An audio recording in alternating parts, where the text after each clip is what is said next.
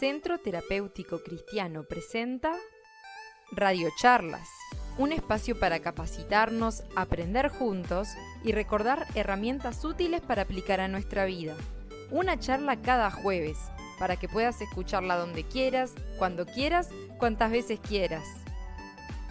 El tema de hoy es Las apariencias se engañan, a cargo del pastor Rodi Marashlian. Si tenés preguntas, no dudes en escribirnos al número en pantalla. Esperamos que estos minutos sean de bendición para tu vida.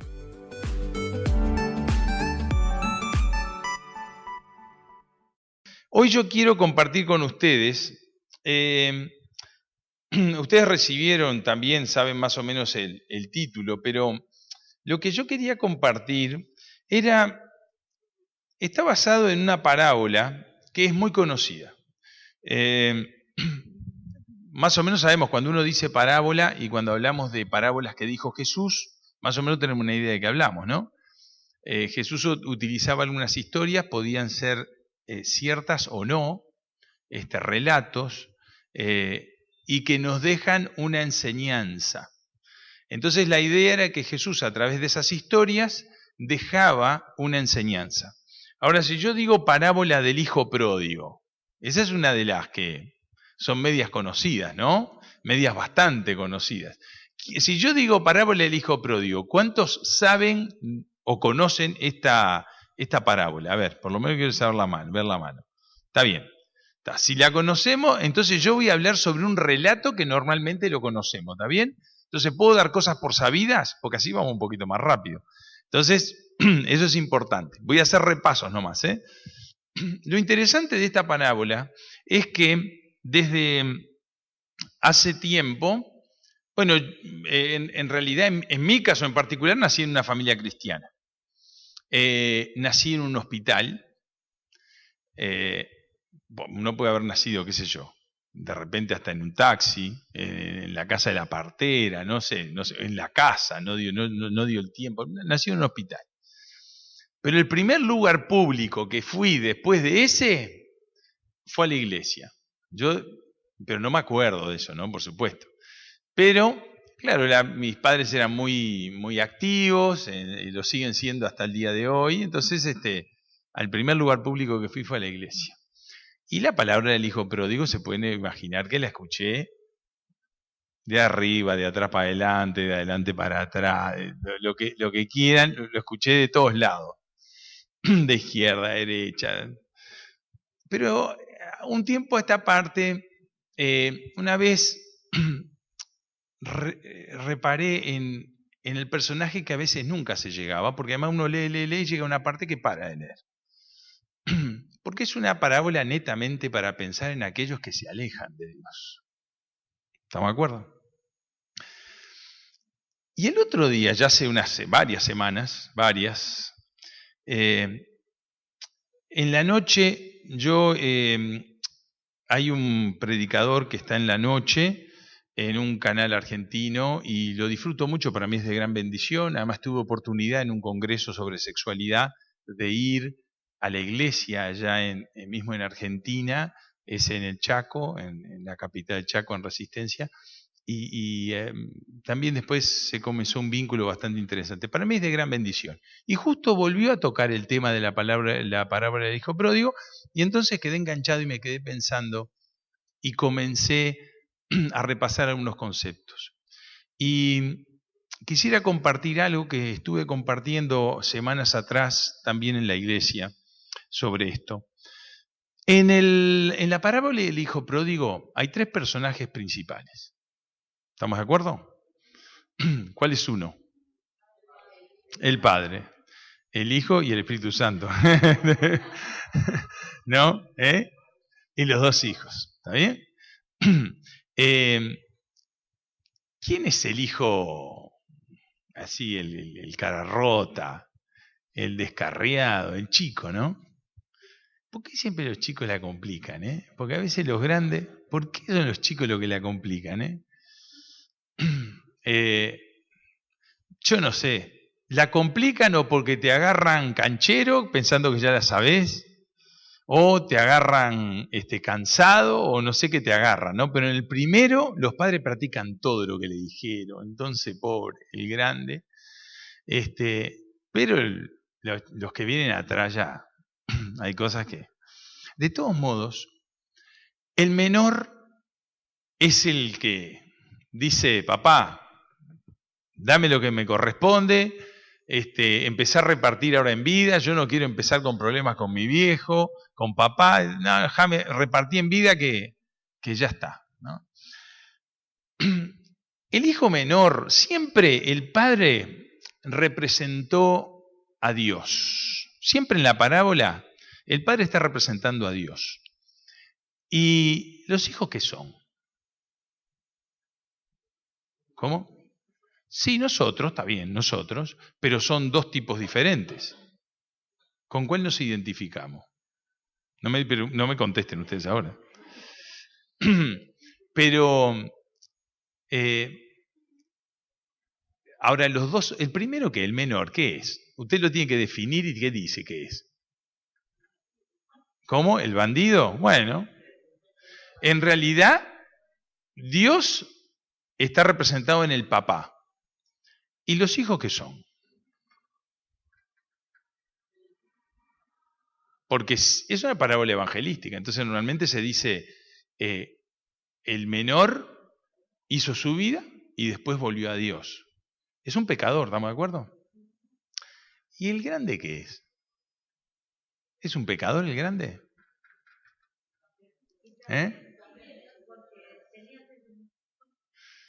Y sí, ¿no? Pero son de esos pecadores que... ¿Para qué? ¿Para qué los vamos a definir de pecadores y se portan bien? Para mí eso es un pecador de esos que se tienen que salvar, ¿no?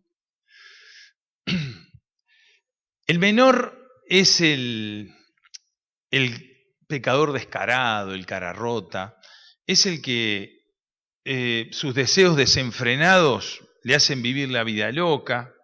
Por supuesto que el estilo de vida que eligió, le trajo las consecuencias naturales de una vida desenfrenada. Él pagó las consecuencias de sus decisiones mal tomadas. Estamos de acuerdo en eso, ¿no? Lo que le pasa a cualquiera que toma decisiones equivocadas. No importa cuál sea la decisión, nosotros pagamos las consecuencias de nuestras decisiones. ¿Estamos de acuerdo, no? Y entonces ahí está el hijo menor. ¿Y qué mucho más vamos a decir del hijo menor? Muy poco. A mí no me interesa decir mucho más acerca de él. Ya sabemos, además lo hemos gastado, le dimos con un palo al pobre, hijo menor. Ahora, el hijo mayor es un pecador, pero es ese pecador, un pecador encubierto, porque normalmente no le señalamos nada. Porque es un pecador que tiene una vida ordenada, un trabajador, se quedó del lado de su familia, se quedó junto a su familia, apoyando a su papá, con su papá, alguien que cuidaba los bienes familiares. ¿Qué tenemos que decirle del hijo mayor? Pero... Y entonces yo quisiera que nosotros nos detengamos en algunas cositas acerca de este hijo, y voy a leer la última parte de la parábola. Si ustedes quieren, busquen en Lucas, porque en el capítulo 15 de Lucas está la parábola del hijo perdido. Para los que manejan Biblia, y el que no la maneja, en ese capítulo de Lucas 15, el evangelista Lucas junta 3 parábolas. Todas hablan de algo perdido. Empieza con la oveja perdida, después sigue con la moneda perdida y termina con el hijo perdido, que es el hijo pródigo. Entonces, en la última parte, lo voy a leer en la Nueva Traducción Viviente, pero en el texto 25 del capítulo 15, dice: mientras tanto, el hijo mayor estaba trabajando en el campo. Cuando regresó, oyó el sonido de la música y baile en la casa. Acuérdense que el hijo menor se había ido, desparramó todos los bienes, se quedó sin nada.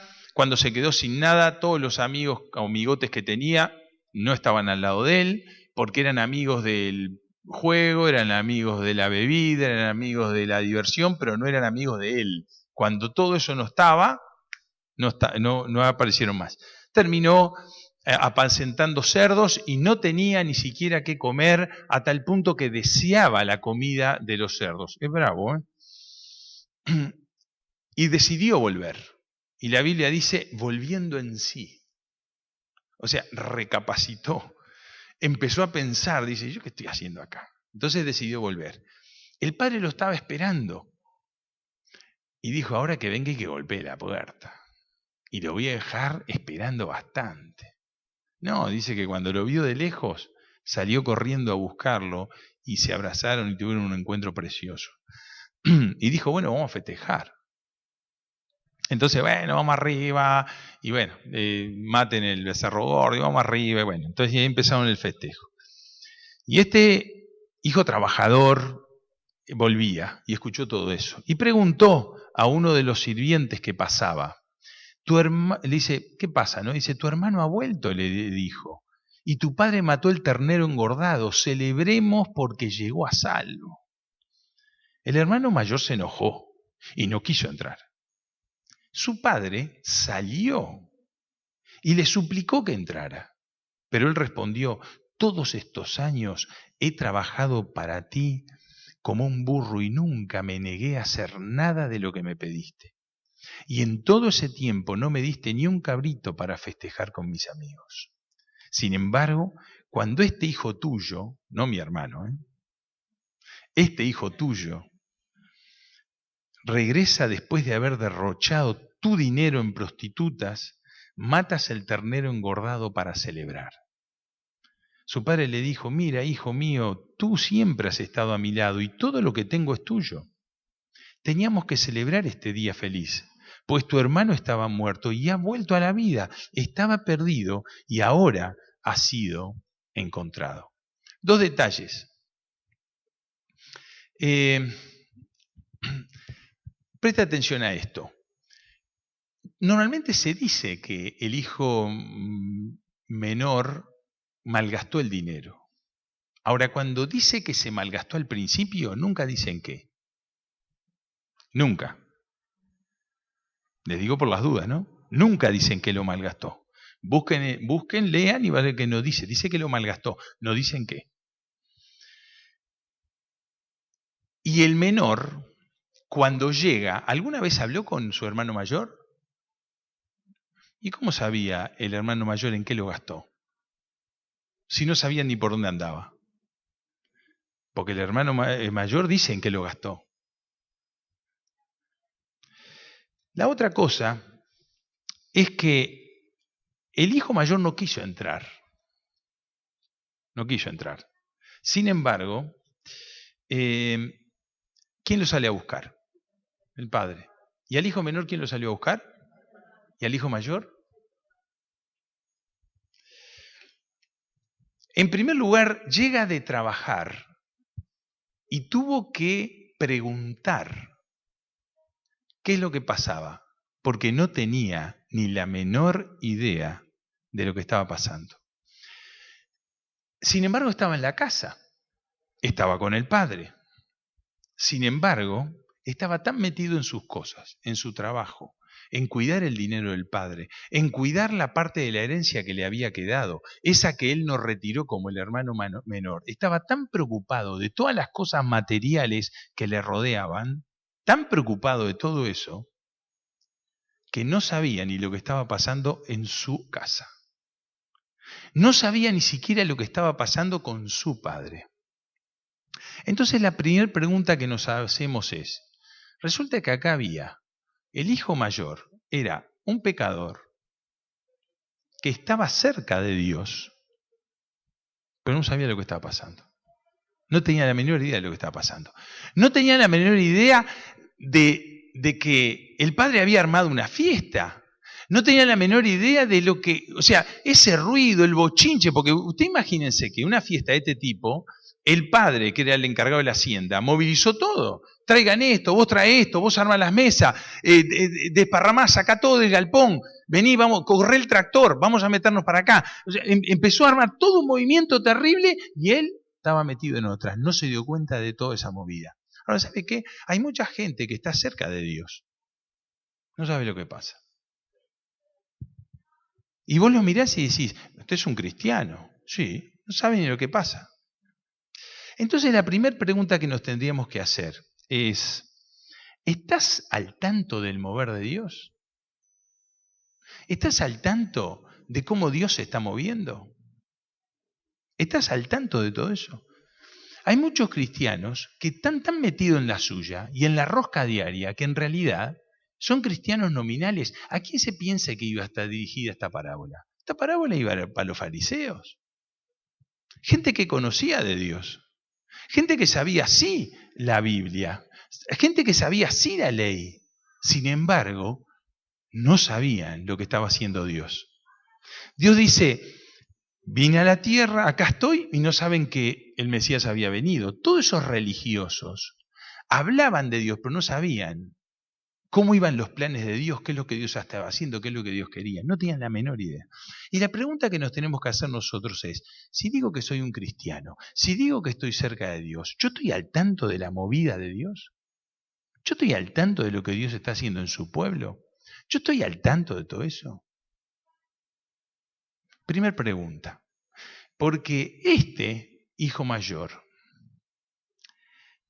aparentaba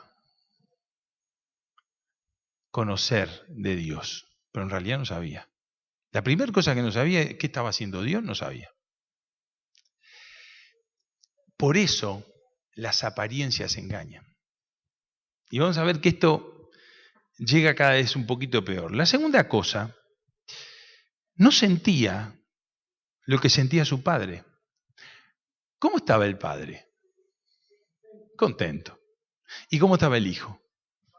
Amargado. Ahora, hay cristianos que están amargados, que están enojados, que están tristes. ¿Hay motivos para estar tristes? Sí. Sin embargo, la Biblia dice que ese tipo de cosas tienen que ser superables por todo lo que Dios significa para nosotros y nos da a pesar de todo. Entonces la pregunta que nos tenemos que hacer es, ¿nosotros sentimos como siente Dios? ¿Nosotros entendemos cómo está sintiendo Dios? ¿Cómo está el corazón de Dios? Él estaba tan en lo suyo que estaba más preocupado de la guita que estaba gastando el viejo en la fiesta que de la alegría que tenía el papá. Mire, yo soy una persona bastante cuidadosa. Y acá lo he dicho más de una vez, pero yo creo que soy cuidadoso con el dinero. Sin embargo, mi viejo dice que en realidad tendría que ser más cuidadoso todavía. Mi viejo. Otros me dicen que soy demasiado apretado, entonces imagínense, yo digo, estos dicen esto, mi viejo dice esto, estoy bien, estoy en el medio. Estoy en el medio, ni tan ni muy muy. Ahora, él estaba preocupado porque el viejo estaba gastando. No estaba realmente sintiendo lo que Dios, no acompañaba a el sentir de Dios. Estaba cerca de Dios, pero no conocía lo que Dios sentía. No conocía el sentir de Dios, lo que estaba queriendo. Hay personas que están incluso en la iglesia, asisten, están, vos lo ves en las actividades, todo, pero están tristes, siempre están quejándose. Y Dios dice que nos regocijemos, que nos gocemos más allá de nuestras dificultades, incluso más. Hoy en la mañana, creo que si yo no me equivoco, estábamos Samuel viendo un texto de Pedro y Pedro dice, cuando se encuentren en prueba, gócense. Una cosa que no existe, ¿no?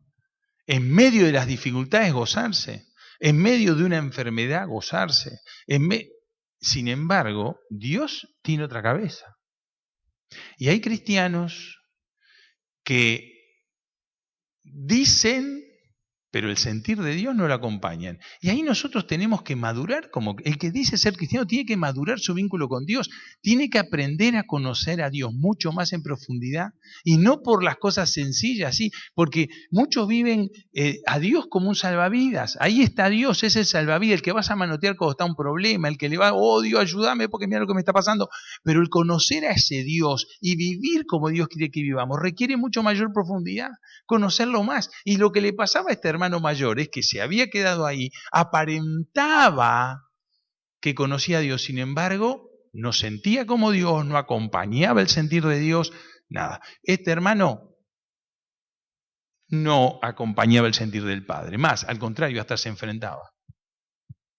Normalmente hay muchos cristianos que cuando les hablan acerca de lo que Dios quiere hacer o está haciendo lo que Dios espera, a través de otros se enojan, critican a otros, señalan, hacen un montón de cosas, no conocen el mover de Dios y tampoco conocen el corazón de Dios. Algo muy interesante, David, el rey David, miren que él también tenía sus arranques, muy sensual. Por los sentidos él se perdía. Sin embargo, la Biblia dice que David tenía un corazón conforme al corazón de Dios. Era un tipo que confiaba en Dios y tenía un sentir y entendía el sentir de Dios. ¿Se equivocaba? Se equivocaba. ¿Tenía momentos difíciles? Por supuesto que sí. Entonces, hay algunos que los vemos y los parecen tan equilibrados, parecen tan correctos, parecen tan religiosos, parecen tan... Sin embargo, no conocen el sentir de Dios. No están cerca del corazón de Dios. Así que, 2 preguntas. ¿Estás al tanto del mover de Dios? El hermano mayor no tenía la menor idea de lo que pasaba. Parecía que sí. ¿Conoces el sentir de Dios? ¿Acompañás el sentir de Dios? Yo últimamente me encontré con muchos cristianos que cuando le decís o le señalás que la parte del amor va por otro lado, o expresiones prácticas del amor, parece que le estás pidiendo algo, no sé, es extraterrestre, que solo en Saturno se hace así. Una cosa que... Antes de irnos a la tercera y última pregunta, me encontré con... hay una situación donde hay unas personas que iban a tener que convivir. Y como yo sabía que no es fácil convivir, y no estoy hablando de una pareja, simplemente por unas circunstancias, tenían que compartir un mismo espacio y lo van a tener que compartir varias semanas, y yo por lo menos lo junté y le dije, mirá, se tienen que llevar bien, le digo, pero miren que problemas de convivencia seguro que van a venir, seguro. Y les alerté algunas, ¿no? Por lo menos cumplo el que avisa, ¿no? Y ya nomás, a las semanas nomás ya había empezado los chisporroteos. Y entonces viene uno y dice, che, tengo que decirte algo, ¿sí? Está pasando así, así. Bueno, digo, si como vos me contás. Digo, mirá, lo primero que haces, la verdad, no respondas mal por mal. La Biblia dice que tenés que responder bien por mal. Y la segunda cosa, perdoná. Y vas a ver que las cosas se las vas a ganar, pero quizás es probable que te lleve un tiempito, tenés que tener un poquito de paciencia. A los pocos días, en menos de una semana, viene la otra parte y me dice, che, tenemos que hablar. Sí, escuché la otra campana. Bueno, le digo, ¿y sabes lo que tenés que hacer? Devuelve bien por mal. Le digo, y perdoná. No tenés otra, pero si haces así, está todo bien. Al otro rato, escuchó las actitudes de los dos. Nada que ver, cualquier cosa. Yo digo, ¿para qué hablé? Perdí el tiempo. Encargo a uno y le digo, escuchá, ¿te acordás de lo que hablamos? Sí. ¿Pero vos hiciste esto? Sí. ¿Y hiciste lo otro? Sí. Pero escuchame, digo, ¿y qué hablamos el otro día? Y lo que pasa es que no me aguanté. Porque además le había dicho, la respuesta blanda calma el enojo. Entonces digo, pero escúchame, ¿no lo hablamos? Sí, lo hablamos. ¿Y para qué lo hiciste? y me vinieron, y que, no sé, yo no entiendo, ¿cuál es el problema? Aplicar lo que dice la Biblia, es tan fácil, es aplicar, nada más, aplicalo.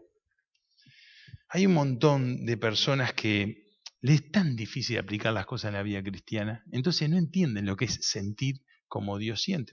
Dios dice otra cosa, hacer lo que dice Dios no es nada complicado. Por último, alguien dijo ahí bien por ahí, él se consideraba superior a su hermano menor, el mayor. Yo no hice la vida que hizo este. Pero ¿qué estaba? Envidioso, alguien por ahí celoso, dijiste, no sé, celoso por la fiesta que le estaban haciendo.